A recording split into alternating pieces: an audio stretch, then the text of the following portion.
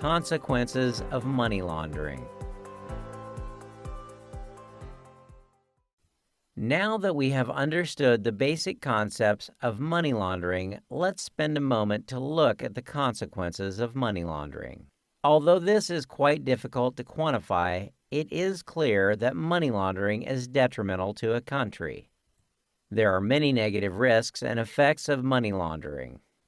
Governments are well advised to take action against it and protect their economies, businesses, and societies. We will look at each of these areas individually. Economic consequences. Let us start looking at the economic consequences.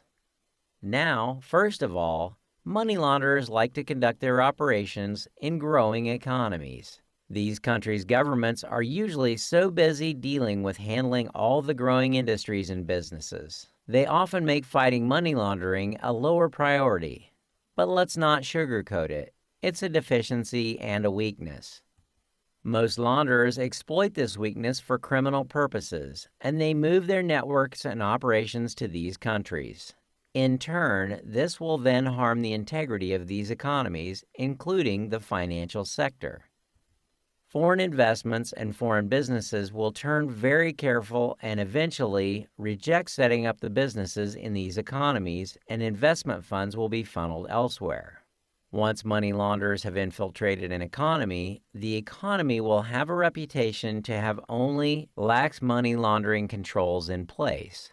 Thus, it will be very hard to create a business-friendly environment. Money laundering can also cause unpredictable changes in money demand and great volatility in international capital flows and prices. To understand this, you have to look no further than at the real estate sector. Let's consider London real estate. Data shows London's property boom is a money laundering horror and that criminals are laundering billions in London real estate. Don't get me wrong here.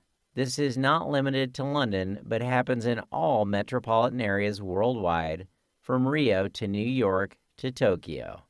Criminals love luxury real estate, and governments worldwide are scrambling to find ways to stop them from scooping up addresses in their most renowned cities.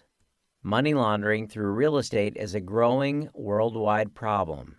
It is estimated that $1.6 trillion per year are laundered through real estate. Such volume making it virtually impossible for the city's residents to afford a property. Business consequences. Let's continue looking at business consequences. Money laundering impairs the development of the legitimate private sector. Money launderers have different business economies that can offer their products below production costs. It sounds ridiculous, but they don't have to profit with their products and earn a margin. Their primary goal is to launder the funds as they have already made a profit with criminal activity. This makes it very difficult for legitimate businesses to compete, eventually forcing them to go out of business.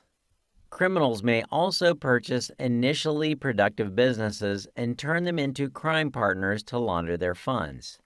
This leads to a decrease in the productivity of these businesses and, at scale, to a decrease in the economy's overall productivity. Social consequences. Last but not least, let's look at social consequences. Money laundering rewards corruption and crime. Successful money laundering damages society's integrity, undermines democracy, and the rule of law. If money laundering is not dealt with effectively, there will be negative social and political effects. Organized crime can infiltrate financial institutions, acquire control of large sectors of the economy through investments, or offer bribes to public officials and entire governments. Criminal organizations' economic and political influence can weaken the social fabric, collective ethical standards, and ultimately the democratic institutions of society. Generally speaking, money laundering enables criminal activity to continue.